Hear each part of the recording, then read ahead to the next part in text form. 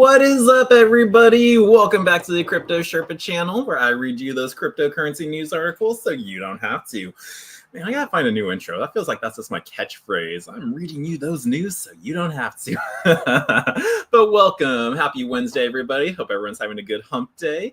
And yeah, sorry for being late today. Today was just a busy day here at the Crypto Club. We have so many more stuff happening, more programs, got to update sites, and just help everyone else. So sorry for being late today, but I am back and here to bring you the news. So as the title says, or what did I title this? Alien Hub or Alien Hotspot becomes the next reserve. I forgot even what this video is even titled. Oh, there it is. Roswell's Galactic Vault, the first U.S. city with a Bitcoin reserve. So yeah, I stumbled across this article. I'm going, oh, Roswell actually opened or started a Bitcoin reserve for their city, and that's the first one. So we're still waiting on a bunch of states pushing through their bills to have a state reserve, but it looks like this is the first city to have a reserve. So very nice. So we're going to cover this article. We also have, I believe, Eric Trump talking about how banks must adopt crypto, otherwise they will be doomed in 10 years. And then there's a couple other ones. I think I have like 2 scam articles that have happened out there, just so you're aware of it, because if you can't make it to the end, the last article will cover ledger scammers out there because they're sending not emails, they're sending actual physical letters to try to get your seed phrase. So if you want to know more about it, stick till the end of the video and we'll cover that in the last article. But let's start off with this reserve in the Roswell city. So here we go.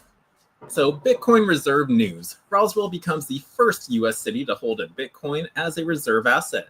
So New Mexico's Roswell has become the first U.S. city to officially adopt a Bitcoin reserve. The city received 3,050,323 Satoshis in donations. I know you're hoping it'd be Bitcoin, but Satoshis, yeah, that's what we're going to be calling it soon, these days soon. Like when Bitcoin becomes so scarce, it's hard to get and everything, you're just dealing with Satoshis at that point. So you're not going to be saying like, oh, can you send me 0.0000025 Bitcoin, please? No, you'll say, hey, send me 25 Satoshis or 250, I forgot where that would have been. But yeah, so 3 million Satoshis, not bad. But in the latest Bitcoin reserve news, the Mexico city of Roswell has officially adopted Bitcoin as its reserve asset, diversifying its treasury, and Roswell has become the first U.S. city to embrace a strategic Bitcoin reserve. Notably, the city's move highlights a growing trend of embracing crypto assets and Bitcoin. Now, with governments increasingly considering Bitcoin as a reserve asset, New Mexico's Roswell embraces the Bitcoin reserve. So Bitcoin Magazine revealed via its latest X post that New Mexico's Roswell has become the first U.S. city to adopt a Bitcoin reserve. Reportedly, the city has received its first Bitcoin donation of 3.5 million Satoshis, which is roughly 0.0305 Bitcoin. Now, as part of its vision of establishing a Bitcoin reserve, at the time, the Bitcoin donation was valued at about $2,900. Now, this fund will be used by the authorities as seed money to initiate the reserve proceedings. Now, Roswell's reserve plan, a closer look into it. Now, according to the city's official filing, Roswell received the Bitcoin fund on April 29, 2025, and the government is expected to hold Bitcoin donations and sponsorships from at least 10 years in an attempt to accumulate more funds. Now, once it reaches $1 million, the fund will be tapped into as the Bitcoin Emergency Fund. Then the city could use 21% of that Bitcoin fund every 5 years, pending unanimous city council approval. Now, the fund's priority use cases include subsidizing water bills for local elderly residents and supporting emergency disaster response efforts. Now, this move comes on the heels of Crypto Advisor Committee Director Bo Hines an endorsement of the Bitcoin Reserve. He acknowledges Trump's crypto policies and their potential to transform America into a blockchain leader. Now, let's talk about this diverse approach to the Bitcoin Reserve. Now, countries across the world are considering adopting the Bitcoin Reserve for financial stability and innovation under President Donald Trump. The U.S. has been at the forefront of discussions around crypto's adoption, with various governments considering similar initiatives. Now, recently, the Arizona House of Representatives voted in favor of adopting a Bitcoin Reserve, coinciding with Roswell's development. Now, the mayor of Panama City has revealed plans to embrace Bitcoin as its national reserve. So, yeah, is that Panama? Yeah, Panama City's mayor as well. So Arizona pushed through that bill, so it got through. Now it's going to head on to the Senate. That's where usually some of them that we've seen, like New Hampshire, already got turned down.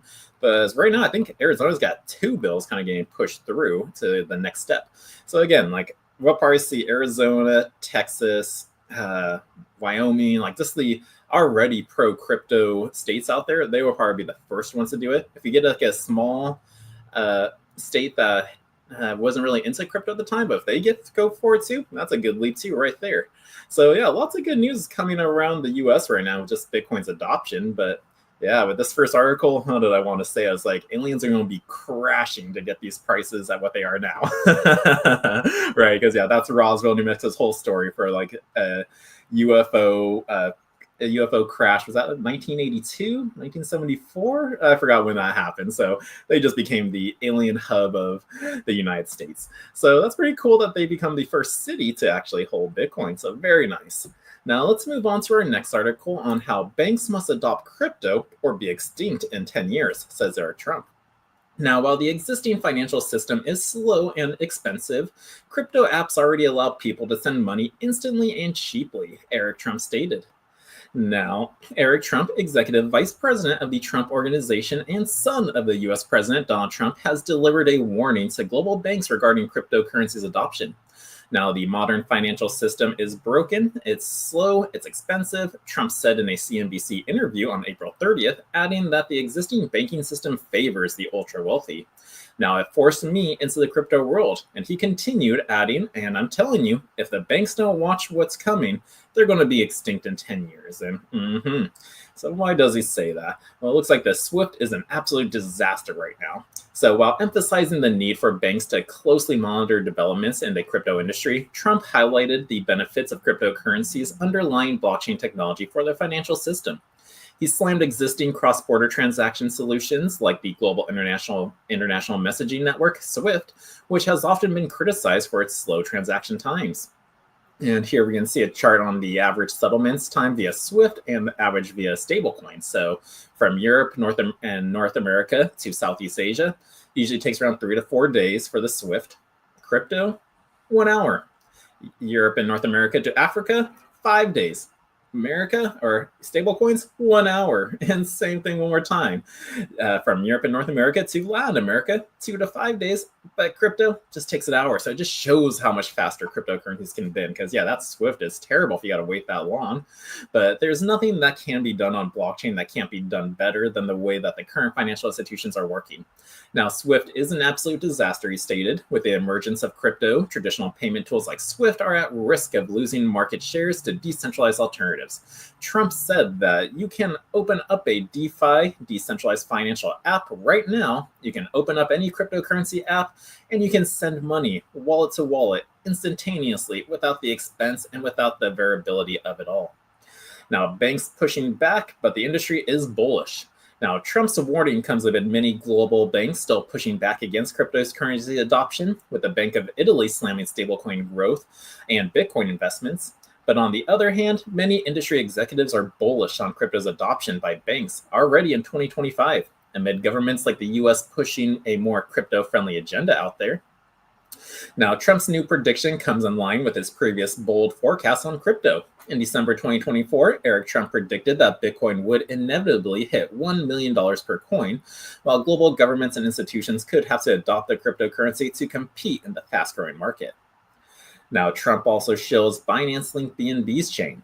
So Trump's latest remark about crypto's adoption by global banks came a few days after his public promotion of USD1, a new stablecoin backed by the Trump family. It was launched in March 2025, and USD1 is designed to support the one-to-one peg to the US dollar, being 100% backed by short-term US government treasuries, US dollar deposits, and other cash equivalents.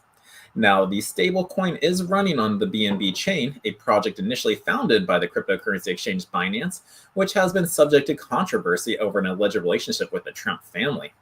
Now, Eric Trump reposted the tweet showing that USD1 is now included with the zero gas fee Carnival, so just send USD1 with zero fees on BNB's chain. Now, in mid-March, the Wall Street Journal reported on an alleged deal between Binance and Trump's family, which reportedly envisaged a stake in the crypto business deal as part of a plan to resume Binance.US operations in the US. Now, while both Donald Trump and former Binance CEO Changpeng Zhao were quick to deny the Wall Street Journal claims, the latest post by Trump's son may add more controversy. So, will it add more controversy to it? We just gotta find out and wait. But no, yeah. Banks need to get on board with it just because, again, The traditional SWIFT system sucks. It's slow. It's a disaster. 2 to 5 days, 3 to 4 days, just straight up 5 days right there until you get your money over to the other bank. Crypto, doesn't matter if it's a stable coin or Bitcoin, you're getting it within the hour or even faster depending on the token. So yeah, which is the better option, right? Yeah, so I can truly see that, but we do see that banks will be getting involved soon. They got rid of Operation Choke Point 2.0, which was a way for banks to treat cryptocurrencies and how they should do it. So now that that's gone, like, we will probably be seeing the adoption more in banks. And I think we've come across a couple of articles that have shown that. But that is our banks could miss out or be doomed if they don't adopt Bitcoin. Now let's move on to our next article, which is a recap of what happened a while ago. I was mentioning how like Canada could have had a pro-Bitcoin PM. He was running for the candidacy of it, but turns out it didn't. He didn't win, and so that's a bummer. So that's what this article is going to go over. We're just getting a little update on what happened. Did he win? Did he not? We found out who he didn't, but let's see why he didn't, because it looks like he was doing good in the beginning, but what happened? So Canada misses out on a pro-Bitcoin PM in shock result. What happened? So pro-Bitcoiner Pierre Poilievre was streets ahead in the polls, but suffered a crushing loss. What went wrong? Hopefully it wasn't voting tampering, right? But Canada's election result is significant for many reasons, and not just the impact it'll have on crypto's regulation in the country. In the dying embers of Justin Trudeau's government, just before Donald Trump swept the power across the border, the Conservative under Pierre Poilievre looked almost certain to win. Data from CBC showed his party had a 22-point lead in the polls at one point, putting the country on course to elect a pro-Bitcoin prime minister. Now, Poilievre had been a vocal supporter of cryptocurrency for years, and famously bought chicken shawarma from a Middle Eastern restaurant that accepted Bitcoin long before Donald Trump was courting votes of Bitcoin. And yeah, he did do that. Like, he was like, so he did this before Trump did. Like, we saw Trump, like, during his election time, he didn't eat, but he bought a burger using Bitcoin at a Bitcoin-friendly bar in New York City. So he did that. He showcased that. Everyone loved it. And yeah, it looks like Pierre did the same thing on New York, but a chicken shawarma place. And this was way before Trump did that. But he also stood by truckers involved in the Freedom Convoy movement and was highly critical when bank accounts belonged to protesters were frozen. So he's even a part of that. So he's definitely been a long-running Bitcoin advocate. But in a stunning turn in events, Poilievre's party didn't just lose the election, he lost his seats as a member of parliament. Anecdotal evidence from voters suggests that they were turned off by his backing for the Freedom Convoy, which primarily began as a protest against vaccine mandates for truckers working across the US and Canada, and others bristled at his combative rhetoric, which at times were not too dissimilar to Trump. Now, here is a forecast from the CNBC. So we got PPC, CRG, BMQ. So something must have happened right there. But Bitcoin wasn't front and center on the campaign trail. Instead, the biggest issue concerning Canadians was how best to stand up to Trump's trade war, not to mention his calls for the country to becoming America's 51st state. Now, earlier this year, Trudeau gave way as Liberal leader and was succeeded by Mark Carney. The fact that he's now become prime minister is made all the more remarkable considering he had next to no political experience before. Instead, he's best known as the former governor of the Bank of England. Now, as you'd expect, Carney's view on Bitcoin in the past have been a lot less complimentary. He's repeatedly dismissed the notion that Bitcoin can serve as a form of money, and even if this is the case, the digital asset is heavily reliant on the value of traditional fiat currencies back in 2018. He said exactly, it is not a store of value because it's all over the map. Nobody uses it as a medium of exchange. Old news, buddy. But yet, it's fair to say he isn't as staunch of an opponent to cryptocurrencies as some other politicians on the world stage.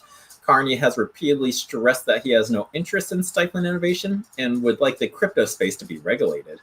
He said it is a privilege to be a part of the financial system, to be connected to the financial system, and responsibilities come with those privileges.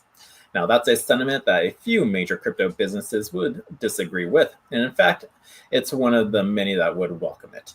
Now, in the run-up to the Canadian election, stand with crypto-grade Carney with a B, indicating that he somewhat supports the digital asset space, but this was reliant on statements that haven't been made fairly recently, including a speech in 2023 where he lobbied in favor of CBDCs. Similar assertions were also made in his book with Carney writings. Now, he said the most likely future of money is a central bank stablecoin known as the central bank digital currency. Yet his ascension to power comes 7 months after the Bank of Canada confirmed that it was scaling down its work on developing a retail CBDC, arguing that there is no compelling case to launch one at the current moment. Now, countries don't need a pro-Bitcoin prime minister for crypto to thrive, but with Donald Trump firing the starting gun on countries establishing strategic Bitcoin reserves, having a leader who's open-minded toward the digital asset class can be an advantage. Now, there would have been a decent chance of Poilievre pursuing this policy, but you can bet your bottom dollar that Mark Carney will not do it. Now, with the new prime minister vowing to stand up to the US president, Canada's choice still has the potential to affect Bitcoin's price immensely in the weeks and months ahead, especially if the threat of tariffs and an all-out trade war intensifies. So that's what's going on over in Canada now with their Bitcoin thing. So it sucks that Pierre didn't win. I was rooting for you, guy. But yeah, so we'll see what happens. Hopefully Canada doesn't ruin Bitcoin's momentum as we got going on right now, but I don't think they can. So that's just my thoughts on that. But that was that news article for you. Let's go through one more article before we hit our first ad. So next article comes from Decrypt, and it's use it or lose it. Australian watchdog cracks down on dormant crypto exchanges out there.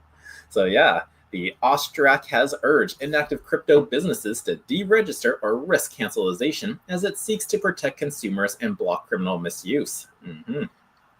So Australia's financial watchdog has told dormant crypto businesses to use it or lose it, warning it will cancel registrations as part of a sweeping crackdown to protect consumers and curb criminal activity.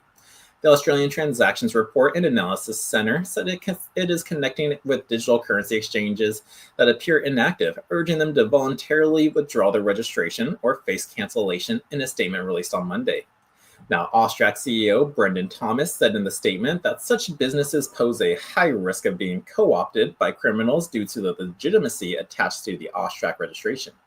Now, he said, our intelligence shows that cryptocurrency can be exploited by criminals for money laundering, scams, and money mule activities, and we're seeing far too many people falling victim to scams involving digital currency, Thomas said. Now, AUSTRAC has 427 registered DCEs, but believe many are no longer operating according to the statement. Now, the final watchdog plans to publish cancellations online and launch a public register to help customers verify legitimate providers. Now, members of the public should feel confident that they can identify legitimate cryptocurrency providers that are registered and subject to regulatory oversight, the AUSTRAC CEO said, vowing to drive criminals out of this industry once and for all. Now, several companies, including FTX Express Pty Ltd, ACCE Australia's Pty Ltd, and Oaks Payment Pty Ltd, have already had their registration canceled in recent years after falling inactive or facing insolvency. Now, if a DCE does intend to offer a service, they need to contact us. Otherwise, we will cancel the registration, Thomas said, adding that the firm can reapply if circumstances changes. Now, what is AUSTRAC's Crypto Blitz? Well, the Blitz follows a year-long AUSTRAC investigation that led to regulatory actions against 13 crypto firms in February. The regulator flagged over 50 additional firms under scrutiny and warned that non-compliant businesses face suspension or deregistration. Now, the intense crackdown comes as Australia heads toward an election on May 3rd, with crypto regulation emerging as a key flashpoint. Now, recent global crypto exchange Coinbase called on Australian voters to support candidates pushing for clear digital asset regulation, calling the country's crypto policy environment frustratingly vague and underdeveloped. So even Coinbase was out there telling the people of Australia, like, guys, go vote for a crypto-friendly president because this is what we need. Everything else just sucks right now. It's hindering us. And it's kind of like why it sucked that the Canadian Prime Minister didn't get, or Poilievre? Yeah, Poilievre didn't get the PM in Canada. Because again, like if you have a pro-crypto, Bitcoin-friendly person in charge, then we're going to get shit done. And that's just it. So yeah, so that's what's going on in Australia. So if you own an exchange out there, like not if you use an exchange, but if you own an exchange and you haven't been using it, just cancel it or you will be canceled. So just letting you know about that. Now let's take a quick little break to play an ad for you, and then I will be right back with some more news. Attention visionaries and pioneers, the future of wealth is here, and it's spelled Bitcoin, Bitcoin. Introducing the exclusive Loans for Bitcoin program at the Bitcoin Ben Crypto Club, where your good credit unlocks 0% interest loans for up to 2 years or term loans up to $250,000 spread over 7 to 12 years. Why wait?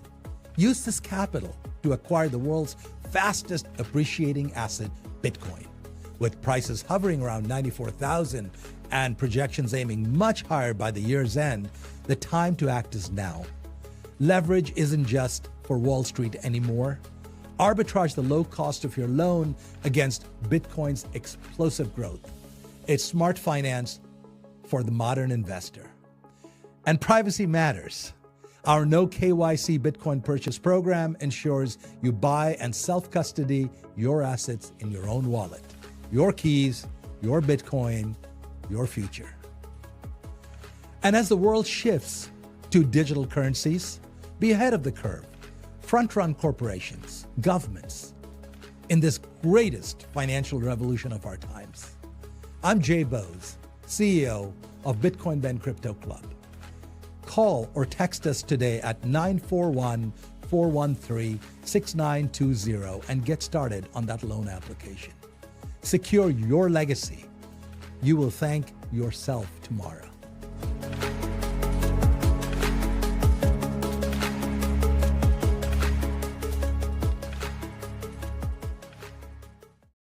And we are back. So yeah, that's just one of the many perks we have here at the Bitcoin Ben Crypto Club. So it's members exclusive, no KYC Bitcoin purchase program. We got loans for Bitcoin. We just announced our Home to HODL program.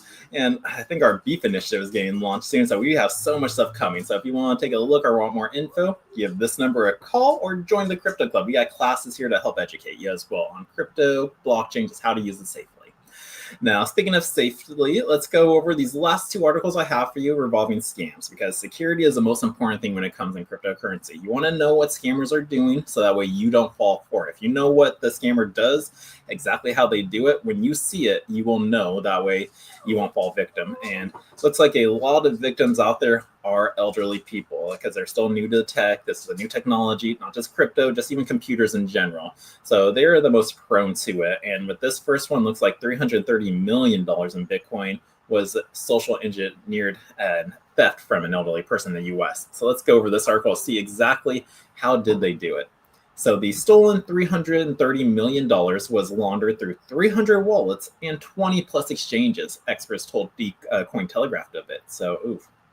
So an elderly U.S. individual is reportedly the victim of a devastating 330 million Bitcoin heist, now ranking as the 5th largest crypto hack in history. Now, the attacker used advanced social engineering tactics to gain access to the victim's wallet. On-chain investigator Zach XBT said in an April 30th update on X that the hack took place on April 28, 2025, when Zach XBT flagged a suspicious transfer involving 3,520 Bitcoin, valued at $330.7 million. Now, following the transfer, the stolen stash was quickly laundered through over 6 instant exchanges and swapped into privacy-focused cryptocurrency like Monero. Now, on-chain data shows that the victim had held over 3,000 Bitcoin since 2017, with no prior history of large-scale transactions. Now, here was Zach's XPD reporting on it. 9 hours ago, suspicious transfer was made. Potential victim. This was the address it happened on. And shortly after, the funds began being laundered to 6 instant exchanges and swapped for XMR, which is the Monero token, which is a privacy. Now, update, it is confirmed to be a social engineering theft from an elderly individual. Now, once stolen, the attacker wasted no time in laundering the Bitcoin using a peel chain method, a common obfuscation technique in which large sums are broken into smaller amounts, harder to trace chunks, and 330 million in Bitcoin was received in 2 transactions, then immediately distributed via Peel's chain. Yehor Rudisha, on-chain researcher at Hacken, explained that Cointelegraph that the funds started to flow into multiple instant exchanges, mixers with small amounts, then mixers were distributing funds across multiple new wallets. The biggest Fonly chain is now consistent of 40 plus wallets out there. So it's keeping that transaction hidden out there. But over 300 wallets and 20 exchanges were involved with this. So Hacken's internal tool extractor tracked $284 million worth of Bitcoin funneled through these chains, which now amounts to around $60 million after repeated peeling, and redistributed across low credibility exchanges. Now, Rudigia said that over 300 hacker wallets and 20 plus exchanges or payment services were involved, including Binance. Now, Cointelegraph reached out to Binance for comment, and they said it was a major problem in cases like this, similar to the Genesis creditors 4064 Bitcoin theft back in August 2024. But it's that freezing centralized exchange accounts used in the laundering process is hardened due to the particular slow legal process of police reporting and investigations, Rudigia added. Now, adding to the complexity that the attacker rapidly converted a significant portion of the BTC to Monero, now the move triggered a 50% surge in Monero's price, with a token briefly reaching $339. Now, once the funds are swapped into Monero, tracing becomes virtually impossible due to its privacy-preserving architecture. Now, the chance of recovery drops significantly after this step, and Cyverse Alert's senior security operations lead Hakan Ünal said that the attacker likely had pre-established accounts across multiple exchanges and OTC desks, suggesting a high degree of premeditation. Now, a small portion of the stolen Bitcoin was also bridged to Ethereum and deposited into various platforms, further complicating tracking efforts, and investigators have since alerted exchanges for potential freezing of funds. Now, there is no familiar laundering tactics with this. ZachXBT had previously dismissed the theory that North Korea's Lazarus Group could have been behind the attack, suggesting independent hackers were responsible. But let's see, shortly after the funds, massive crypto hack, was it North Korea, someone said? And yeah, Zach just said, nah, most likely not it was. But while attribution remains uncertain, experts agree that laundering tactics show rare automation and coordination for a heist of this magnitude. So far, we haven't been able to confidently link this activity to any known hacker group, as the laundering methods used, while sophisticated, don't clearly match the signature patterns of previously identified actors, Ünal noted. Now, he recommended using multi-signature wallets to eliminate single points of failure, minimizing exposure to hot wallets connected to the internet, regularly rotating private keys, and relying on hardware-based cold storages to safeguard large Bitcoin holdings. Now, in the first quarter of 2025, hackers stole more than $1.6 billion worth of crypto from exchanges and on-chain smart contracts. Blockchain security firm PeckShield said in an April report that more than 90% of those losses are attributed to a $1.5 billion attack on Bybit and a centralized cryptocurrency exchange by North Korean hacking outfit Lazarus Group. Now, that was the biggest hack in history, in crypto's history, like 1.6 billion. And Bybit's still around. Yeah, they had the funds to be able to handle that loss that happened. So that was cool on their end, because usually when this happens, like those exchanges go into liquidation form, and then it's kind of like a domino effect right there. So they still stuck around. Kind of gives me a little bit of confidence to recommend Bybit for them just being able to do that. So yeah, so if you're looking for another exchange outside like Coinbase, Binance, BitTrue, Kraken, Genesis, like any one of those exchanges, like yeah, Bybit's also another option that you could use out there. But that's what happened with this unlucky elderly lady out there. Just be careful who you would give your seed phrase to, who you give access to. You should definitely get yourself a crypto-only computer, definitely from Kelly Solutions. That's always our ending ad here. And just get a Faraday bag. Make sure that computer is completely safe. But again, it's really prone. Hackers are prone to going after like those hot wallets out there, like the Web3 ones you have in your URLs, like because those are always attached to the internet. So you want something that's offline, in your own custody, and then just hidden away and only pulled out when you need it. So that's what happened there. Now let's go over our last article with the last scam happening with the ledger scammers sending out letters to steal seed phrases. So guys, never give your seed phrase to anybody. It's for your use only. You only pull that out in case you forgot your password to your wallet was broken or lost, and then that is it. That's really the only reasons you should be pulling out that seed phrase to recover your assets. But that's it. But let's learn a little bit more about what this letter looks like. So scammers have mailed letters to Ledger users posing as the company, asking for secret recovery phrases to crypto wallets in an attempt to take control of the device. So scammers are mailing physical letters to the owners of Ledger's crypto hardware wallets, asking them to validate their private seed phrases in a bid to access the wallets to clean them out. In an April 29th X post, tech commentator Jacob Canfield shared a scam letter sent to his home via post that appears to be from Ledger, claiming that he needed it to immediately perform a critical security update on his device. Now, the letter, which uses Ledger's logo, business address, and reference number to feign legitimacy, asks to scan a QR code and then enter the wallet's private recovery phrase under a guise of validating the device.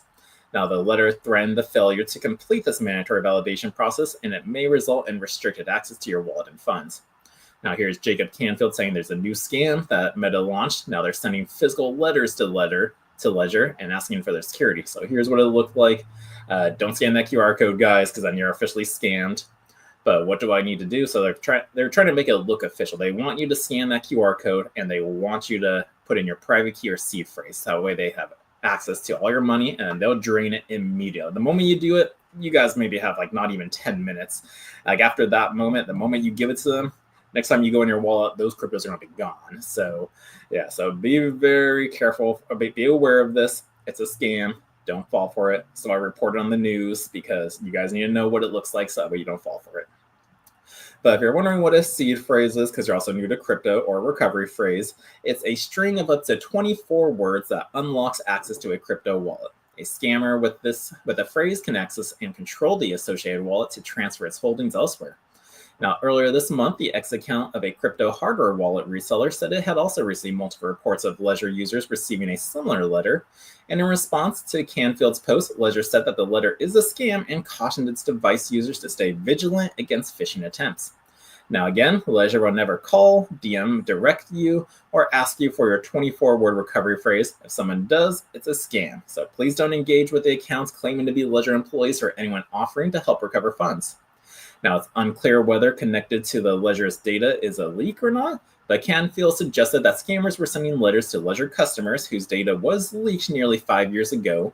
In July 2020, a hacker breached the Ledger database and dumped the personal information of more than 270,000 of its customers online, which included names, phone numbers, and home addresses.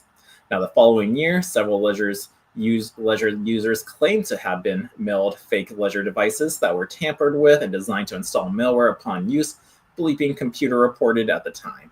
So, that was something new I wasn't aware of. So like fake Ledger devices, but that is something too as well, where like when you buy yourself a crypto wallet, guys, always go for the direct source. Don't buy it from Walmart. Don't buy it from Amazon. Don't get it on Craigslist. Like get it directly from it. So if you went to Ledger, go to the official Ledger page. If you get a Trezor wallet, get it from Trezor.io. You just want as little hands touching it as possible. You want to know that wallet is secure, haven't been tampered with. Because again, like these guys were saying, like they're sending out like fake Ledger device or tampered with Ledger wallets. They want you to plug it in, and it's already preloaded with a bunch of malware in it to just sweep your computer or steal whatever crypto wallets you got in there. So again, when you're buying a crypto wallet, go directly for the source, never a third party. And also, guys, your seed phrase, private key, that's your own information, no one else's. So avoid phishing attempts there too. So just be aware of that. Stay safe, stay vigilant, and I will keep reporting to you on any more scams that come out so you're aware. But that is it for the news today. Woo! I hope everybody has a good Wednesday. Let's take a look at the Fear and Greed Index right now just to see where we're at. Let's see, we are at a 52 neutral. We just went down one notch, and the altcoin season chart just went down 2 notches at 16. So we're still in a Bitcoin favor. We're still just waiting on that altcoin season to hit because we have all of our altcoin bags. It's like just waiting, sitting. It's like, come on, I want to buy that right now, but I got to wait for the token to pump. But yeah, so we're still waiting to see when alt season is, but still definitely a Bitcoin season at the moment. But that is it. I hope everybody has a fantastic day. I will be back tomorrow, hopefully at noon, as long as it's not too busy, because you never know what's going to happen at the Crypto Club. So I'll see you tomorrow. Have a fantastic day. Hit that like and subscribe and notifications icon, and see you tomorrow. In a world where your data is constantly under attack, one company stands for your digital freedom. Introducing Calyx Solutions, your gateway to ultimate online privacy and secure cryptocurrency trading. Meet the Liberty Laptop. With its modified OS and advanced tracking prevention, it's your shield against surveillance. Access restricted areas, use recommended security software, and browse with confidence. Your digital footprint? Virtually non-existent. For the crypto pros, we present the Crypto Laptop. Pre-configured on premium hardware for secure trading. Optimized for your favorite wallets and exchanges, it's the fortress your digital assets deserve. Both laptops come with expert individual training and support, You're never alone in your journey to digital empowerment. At Calyx Solutions, we put you in control. No more worrying about data breaches or compromised transactions. Ready to join the revolution? Visit calyxsolutions.io and choose your perfect laptop today. Plus, become an affiliate and earn while sharing the power of digital freedom. Calyx Solutions. Unlock your digital freedom. Give us a call or text at 702-845-8276 or visit us directly at calyxsolutions.io.